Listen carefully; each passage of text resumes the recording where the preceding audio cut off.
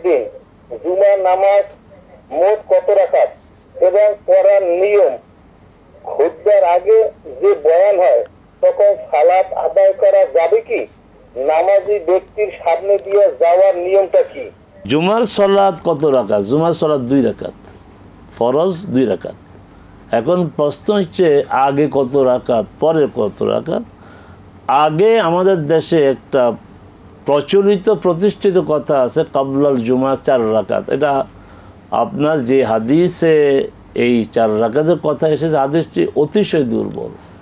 এই হাদিসের 4 জন বর্ণনাকারী, 4 জন বর্ণনাকারী সম্পর্কে হাদিস বিশেষজ্ঞগণ বলেছেন এরা দুর্বল।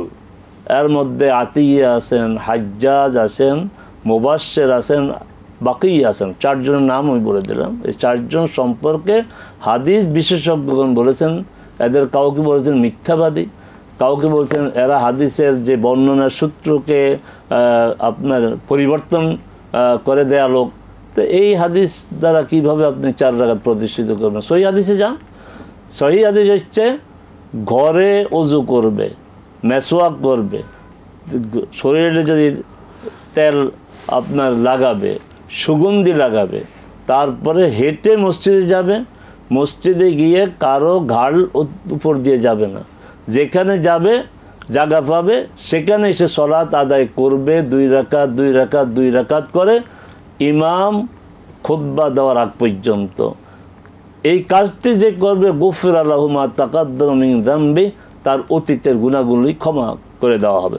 তাহলে আমি সহি হাদিস ওর উপর নির্ভর করি, 2 রাকাত 2 রাকাত করে যতক্ষণ পারি। অতএব রাকাতের সংখ্যা নির্ধারিত না।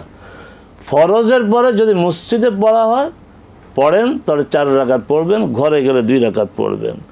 জুমার যে বয়ান হয়, হ্যাঁ বয়ানের সময় মসজিদে প্রবেশ করে 2 রাকাত পড়বেন। শুধু বয়ান না, জুমার খুতবা চলাকালেও রাসূল সাল্লাল্লাহু আলাইহি ওয়াসাল্লাম একজন সাহাবীকে দেখলেন যে বসে গেছে, খুতবা দেওয়া বন্ধ করে।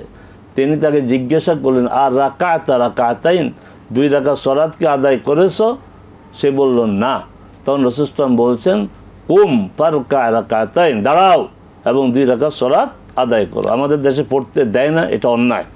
ফরজ সালাতের পরে আপনি ওখানে না, এখানে রাসূল সাল্লাল্লাহু আলাইহি ওয়াসাল্লাম বলছেন, মা দামা আহাদুকুম ফি মুসাল্লা মা লাম ইয়াহদাস তাদউ লাহু বা তুসাল্লি লাহু আল মালাইকা।